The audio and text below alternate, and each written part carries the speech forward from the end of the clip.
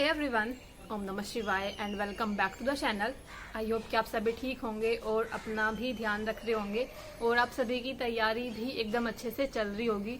तो आज जो हम एनालिसिस करने वाले हैं ये करेंगे टेक्स्ट बुक के 6th मॉक टेस्ट का एनालिसिस। देखो, आप सभी को पता है, अगर आपने टेक्स्ट बुक पर कोई भी पास ले रखा होगा, जो अलग अलग इसमें शायद 2 टाइप के पास आते हैं, तो उसमें आपको 20 फुल मॉक टेस्ट मिले होंगे। 2025 वाले मॉक टेस्ट की मैं बात कर रही हूँ, क्योंकि मेरे पास कुछ लोगों के कमेंट आते हैं कि दीदी हमारे पास 2025 वाले मॉक टेस्ट नहीं है, हमारे पास सिर्फ 2023 वाले हैं। तो एक बार आप अलग से सर्च करना, क्योंकि 2023 वालों के लिए अलग फोल्डर बनाओ, फोल्डर तो नहीं बोलेंगे उसका, मतलब अलग साइड है, और 2025 वालों के लिए अलग साइड है। तो दोनों मॉक टेस्ट अलग हैं। 2025 वाला मैंने 6th मॉक टेस्ट लगाया था, क्योंकि जो 2025 की मॉक टेस्ट है वो 20 फुल मॉक टेस्ट है, उसका 6th मॉक टेस्ट का एनालिसिस करेंगे। तो अभी देखेंगे कि क्या क्या चीजें रही हैं, और मुझे कहीं ना कहीं शायद थोड़ा सा मेरा स्कोर इसमें ठीक आया है, क्योंकि टेक्स्ट बुक पर आमतौर पर क्या होता है, जब भी मैं टेक्स्ट बुक पर अपना मॉक टेस्ट लगाती हूँ तो 290 के करीब में ही रहता है मेरा। 290 से 5-10 नंबर ज्यादा या फिर कम रह सकता है, लेकिन आज थोड़ा सा स्कोर इंक्रीज हुआ है। विदाउट जो सैटरडे वाला होता है उसमें तो ठीक आ जाता है मेरा। जो टेक्स्ट बुक में सैटरडे में लाइव मॉक टेस्ट आता है, तो आज सैटरडे ही होगा जब ये वीडियो आ रही होगी। तो आज आप सभी टेक्स्ट बुक का जो 2025 के लिए एक लाइव मॉक टेस्ट आएगा यूपीएसआई के लिए, उसको लगा लेना जरूर से, क्योंकि उससे आपको पता चलता है। और ये फ्री होता है सभी के लिए, चाहे आपने कोई पास ले रखा हो या फिर नहीं ले रखा हो। सैटरडे वाला लाइव मॉक टेस्ट सभी लगा सकते हैं, फ्री होता है वो। तो अभी मॉक टेस्ट का एनालिसिस करते हैं, क्या क्या चीजें रही। कुछ क्वेश्चन ऐसे थे, रीजनिंग में भी ना ऐसे क्वेश्चन पूछ रखे हैं जो कि जीके, जीएस या पॉलिटी से रिलेटेड हैं, जो धाराओं से रिलेटेड हैं। इस टाइप के क्वेश्चन टेक्स्ट बुक वालों ने, मैंने देखा है टेक्स्ट बुक ने जो टेस्ट बना रखे हैं उसमें जो रीजनिंग वाला ये पार्ट रखते हैं ना, उसके अंदर 1-2 क्वेश्चन, मतलब 2 से 3 क्वेश्चन मुझे जीएस के देखने को मिलते हैं रीजनिंग के अंदर। तो उसमें अब डिनाई तो कर नहीं सकते। देखो, अब जो भी है आपको करने तो पड़ेंगे ही, तो वो सारी चीजें देखी मैंने। और मैथ तो ज्यादा कुछ डिफिकल्ट तो था नहीं, ठीक था मैथ, मतलब बहुत ज्यादा आसान भी नहीं और बहुत ज्यादा डिफिकल्ट भी नहीं। हिंदी भी ठीक थी। वही पॉलिटी में मेरा स्कोर फिर से डाउन जा रहा है कहीं, तो एक तो बहुत ज्यादा ये धाराएं वगैरह पूछ लेते हैं, वो सब चीजें नहीं मेरे याद अभी ढंग से, तो इसीलिए पॉलिटी का स्कोर नॉर्मल सा ही था। और हिंदी में भी ज्यादा कुछ खास स्कोर नहीं था। मैथ और रीजनिंग में स्कोर थोड़ा ठीक था। तो अभी चलो कुछ क्वेश्चन देख लेते हैं, उसके बाद बात करेंगे स्कोर की। और आप सभी भी अपना स्कोर जरूर बता देना। और रही बात, जितने भी लोग सुपर 100 के बारे में पूछ रहे थे कि दीदी सुपर 100 का मॉक टेस्ट कहाँ पर लगा सकते हैं, तो ये ऐप का ही नाम है, सुपर 100 बाय आदित्य सिंह नाम है शायद, यूपीएसआई आदित्य सिंह।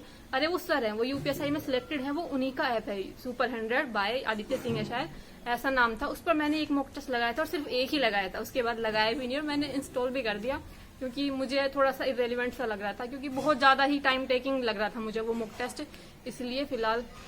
और मैं बात करूं, मैं बहुत ज्यादा अलग अलग जगह से तो नहीं लगा रही, हाँ, लेकिन 3 जगह तो मैंने फिक्स कर रखे हैं, जैसे RWA, TWA, टेक्स्ट बुक। ये तीनों मुझे ठीक लगते हैं। एक का लेवल इजी है, एक का डिफिकल्ट, एक का मॉडरेट है और एक का डिफिकल्ट है। तो तीनों टाइप के हम मॉक टेस्ट अगर लगा रहे हैं तो मतलब एक बैलेंस सा बना रहेगा। ऐसा भी नहीं कि बहुत ज्यादा इजी हमने कर लिया या फिर हमने बहुत ज्यादा डिफिकल्ट कर लिया, क्योंकि पूरा पेपर या पूरा मॉक टेस्ट जो भी बनाया जाता है एक ऐसे लेवल का होता है, मॉडरेट, यानी कि एवरेज बच्चे कर पाए उसको। डिफ्रेंशिएट करने का मतलब होता है किसी भी मॉक टेस्ट को बनाने का, कि भाई आप डिफ्रेंशिएट कर सको कि कौन ज्यादा इंटेलिजेंट है, किसका ज्यादा स्कोर आ रहा है, कौन मीडियम है और कौन किसके थोड़े कम आ रहे हैं। तो ऐसे ही उसमें रखा जाता है। ज्यादातर जो क्वेश्चन वो रखे जाते हैं ना, वो मॉडरेट ही रखे जाते हैं, जिसको ज्यादातर सभी लोग कर सके। कुछ डिफिकल्ट रखे जाएंगे, जिन्होंने बहुत ही अच्छी तैयारी करी है वो लोग सोल्व कर पाएंगे। तो फिलहाल वैसे हम ये सब बातें क्यों कर रहे हैं, क्योंकि हमें अपनी पढ़ाई पर ज्यादा ध्यान देना। अभी बात करते हैं मॉक टेस्ट के एनालिसिस की। पता नहीं मैं कहाँ कहाँ की बातें करने लगती हूँ।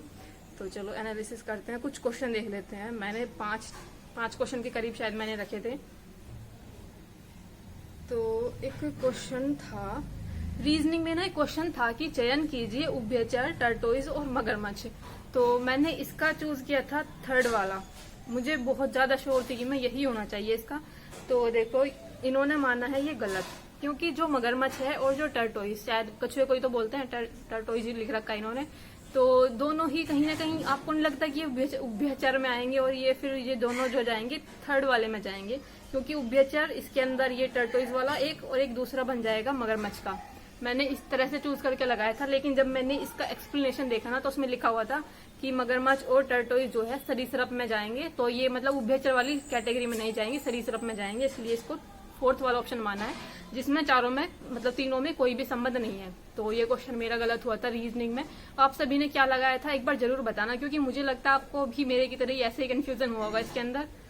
तो ये क्वेश्चन मेरा गलत था। और उसके बाद रीजनिंग में क्वेश्चन था, कथन था, सर्वोच्च न्यायालय ने सभी राज्य सरकारों को अगले सत्र से समस्त प्राथमिक विद्यालयों में विशिष्ट शिक्षक नियुक्त करने के आदेश दिए हैं। तो विशिष्ट शिक्षक यानी कि स्पेशल टीचर वो होते हैं जो स्पेशल बच्चों को पढ़ाने के लिए अलग से, मतलब अलग से स्कूल भी होते हैं स्पेशल बच्चों के लिए, और अलग से कुछ टीचर्स भी रखे जाते हैं। उनका पेपर भी पूरा अलग तरीके का ही होता है। स्पेशल एजुकेशन के बारे में शायद आपको इतना ना पता हो, क्योंकि बीएड वगैरह से ज्यादा रिलेटेड है, तो ये चीज इन्होंने बता रखी थी यहाँ पर। इसके बाद अवधारणा थी पहली कि विद्यालय में विशिष्ट बच्चों को समस्याओं का सामना करना पड़ रहा है, और सेकंड थी कि समावेशी शिक्षा विशिष्ट बच्चों का संवैधानिक अधिकार है। कहीं ना कहीं मुझे तो दोनों ही इसमें लग रही थी कि दोनों ही बिल्कुल ठीक है। विद्यालय में विशिष्ट बच्चों को मतलब इसका जो समस्याओं का सामना करना पड़ रहा होगा, इसलिए तो उन्होंने बोला है कि हर एक विद्यालय में होने चाहिए और उसके विद्यालय में नियुक्त करने के आदेश दिए हैं। दूसरा था कि समावेशी शिक्षा में विशिष्ट बच्चों का संवैधानिक अधिकार है। बिल्कुल सही बात है। मतलब स्पेशल चाइल्ड या स्पेशल बच्चे उन्हें बोलते हैं, यानी कि जो सामान्य नहीं है, या तो मतलब थोड़े से पढ़ाई में पिछड़े हुए हैं या फिर बहुत ज्यादा एक्स्ट्रा ऑर्डिनरी है। हर तरह के बच्चों को, सामान्य को छोड़कर जितने भी बच्चे होंगे, चाहे वो फिर थोड़े से लो आईक्यू वाले हों या ज्यादा आईक्यू वाले हों, या ज्यादा मतलब जो सृजनात्मक बच्चे होते हैं जिनका आईक्यू जो नॉर्मल जो टर्मन ने टेबल दी है 110 से ज्यादा हो जाता है, तो उनके लिए भी एक मतलब ऐसा माहौल हो समावेशी शिक्षा, यानी कि सभी को साथ में पढ़ाया जाए। मुझे तो कहीं ना कहीं बिल्कुल दोनों अवधारणाएं बिल्कुल सही लग रही थी इसके अंदर, लेकिन उन्होंने कहा है कि न तो फर्स्ट है और न ही सेकंड। ये क्वेश्चन मेरा गलत हुआ था, रीजनिंग में था ये। और एक ये रीजनिंग में दे रखा था शायद। एक और क्वेश्चन था कि दंड प्रक्रिया संहिता 1973 के अंतर्गत एक आरोप को किस में लिखा जाना चाहिए। मैंने लगा दिया इसमें न्यायालय की भाषा में लिखा जाना चाहिए, तो ये वाला क्वेश्चन मेरा गलत था। और इसमें बिल्कुल सही बोला इन्होंने कि उस भाषा में लिखे जिसे अभियुक्त समझ सके, यानी कि उस भाषा में लिखना चाहिए जिसमें वो समझ सके, जिसके बारे में वो लिखी जा रही है। तो कहीं ना कहीं ये ठीक है। स्टार्टिंग में मुझे भी लग रहा था, पर फिर मुझे लगा कि अगर उन्होंने लिख दिया और फिर न्यायालय को समझ में नहीं आई वो भाषा, तो यहाँ पर मुझे थोड़ी सी मिस्टेक लगी। इसलिए मैंने लिखा कि शायद न्यायालय को जो भाषा या न्यायालय जिस भाषा में काम करता है उसी की भाषा में लिखा जाना चाहिए, इसलिए मैंने थर्ड ऑप्शन चूज कर लिया था। मेरा गलत हुआ था ये क्वेश्चन। उसके बाद एक मैथ में क्वेश्चन था कि दिए गए व्यंजक का मान याद करना था। ये पूरा छोटा सा ये दे रखा था बोर्ड मास वाला, पता नहीं मैंने कैसे कर दिया, मेरा तो गलत हो गया था। ये मुझे समझ नहीं आ रहा कि इतना आसान सा क्वेश्चन, कुछ कैलकुलेशन नहीं है, छोटी छोटी सी संख्याएं हैं, पर पता नहीं कहाँ पे मिस्टेक हुई। एक तो इसके अंदर इतने सारे कोष्ठक लगे हुए हैं ना, शायद इसी की वजह से मैंने कहीं मिस्टेक कर दी होगी, तो ये क्वेश्चन भी मेरा गलत हुआ था। उसके बाद रीजनिंग में क्वेश्चन था कि दिए गए विकल्पों में से संबंधित संख्या का चयन कीजिए। 138, 150 से और 432 जो है किससे रिलेटेड होगा।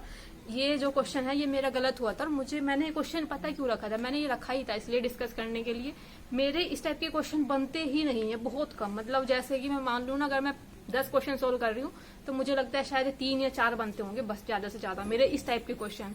इसलिए मैंने ना कुछ 4-5 चीजें अलग से बिल्कुल लिख रखी है कि हाँ मुझे इनकी अलग प्रैक्टिस करनी है। तो ये वाले क्वेश्चन जो इसमें 3-3 करके संख्याएं, मतलब जैसे रेशो में दे रखी होती हैं, एक सीरीज वाले क्वेश्चन नहीं बनते मेरे। एक वो जो बॉक्स के अंदर अलग अलग संख्याएं लिख दी जाती हैं वो वाले, तो 3-4 टाइप ऐसे हो रखे हैं, चाहे मैं कितना भी इनको पढ़ दूं, कितनी भी इनकी प्रैक्टिस कर लूं। एक वो फिगर काउंटिंग वाला, कहीं ना कहीं मैं कुछ ना कुछ मिस्टेक जरूर कर देती हूँ फिगर काउंटिंग वाले में भी। तो ये 4-5 चैप्टर्स ऐसे हैं जिसमें बहुत ज्यादा मेरी मिस्टेक होती है। क्वेश्चन मैंने बता दिए, क्वेश्चन इतने ही रखे थे। और अभी देख लेते हैं स्कोर क्या रहा था। सबसे पहले देखते हैं पॉलिटी का स्कोर कहाँ गया। तो ये रहा कानून संविधान पॉलिटी वाले भाग में जो मेरा स्कोर रहा था वो मेरे 22 क्वेश्चन सही थे, 18 क्वेश्चन गलत थे और 9 मिनट का इसको करने में टाइम लगा था। फिर से मेरा स्कोर इसमें कम ही जा रहा है, लेकिन फिर भी है कि चलो बहुत ज्यादा, कम से कम 20 से तो ऊपर ही रहना चाहिए। 20 से कम स्कोर मुझे लगता है बहुत ही ज्यादा कम है, क्योंकि निगेटिव मार्किंग नहीं है इसलिए सारे क्वेश्चन चूज करते हैं। ऑलमोस्ट पूरा तुक्का लगाने के बाद भी अगर हमारे 22-25 नहीं आ पा रहे तो फिर बहुत ज्यादा हमें ध्यान देने की जरूरत है। तो मेरा भी बेकार ही आया था, इसमें स्कोर आया था 22। और मैथ की अगर मैं बात करूं तो मैथ में मेरे 36 क्वेश्चन सही थे, 4 क्वेश्चन गलत थे और 53 मिनट का इसको करने में टाइम लगा था। रीजनिंग में मैं बात करूं तो रीजनिंग में 35 क्वेश्चन सही थे, 5 क्वेश्चन गलत थे और 44 मिनट का इसको करने में टाइम लगा था।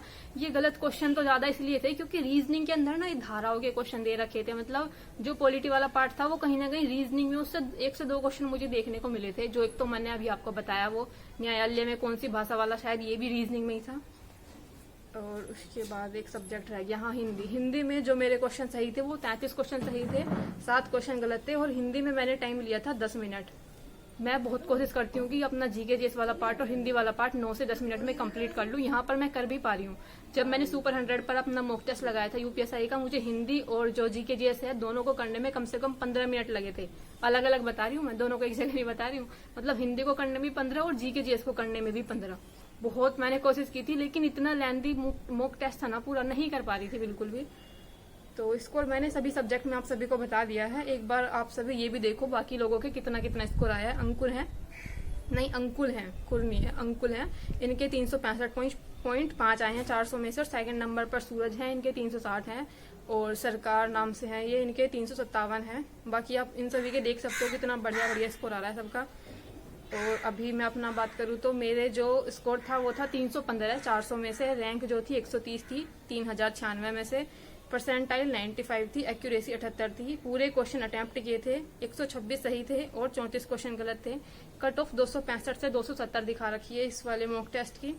तो ये रहा था कुछ स्कोर। और मुझे पता है अभी आप सब बोलोगे कि दीदी आप इतने पीछे वाले मॉक टेस्ट लगा रही हो, क्योंकि जो 20 मॉक टेस्ट है, मुझे लगता है शायद उसमें से 9 या 10 मॉक टेस्ट हैं वो ओपन हो चुके होंगे, लेकिन मैंने अभी तक नहीं लगाए। मैंने सिर्फ अभी 6th वाला लगाया है, 7th वाला नहीं लगाया। और बाकी जितने भी मॉक टेस्ट धीरे धीरे ओपन होते जा रहे हैं, मैं लगा नहीं पा रही उन्हें, क्योंकि कहीं ना कहीं जो बाकी के फ्री के मॉक टेस्ट है मैं वहां पर ज्यादा लगाती रहती हूँ, जैसे RW हो गया या फिर उसके बाद TW हो गया। और बाकी क्योंकि अब सैटरडे में भी मॉक टेस्ट आने लगा है तो टाइम नहीं लगता इनको लगाने का, तो इसलिए अभी सैटरडे है आज, तो आप सभी भी लगा लेना ये वाला मॉक टेस्ट जरूर। आज 9 बजे शायद आ जाएगा टेक्स्ट बुक पर ये वाला मॉक टेस्ट, जो कि लाइव मॉक टेस्ट रहता है, तो बहुत सही रहता है। आप आराम से इसको पूरा एनालिसिस किया करो कि क्या क्या चीजें रही, कहाँ पर कैसा रहा। तो स्कोर वगैरह मैंने आप सभी को बता दिया। आप में से किसी ने भी ये वाला मॉक टेस्ट लगाया तो अपना स्कोर जरूर कमेंट कर देना। बाकी कोई क्वेश्चन हो तो भी आप कमेंट कर देना। मिलते हैं नेक्स्ट वीडियो में, तब तक के लिए bye bye, take care and Radhe Radhe.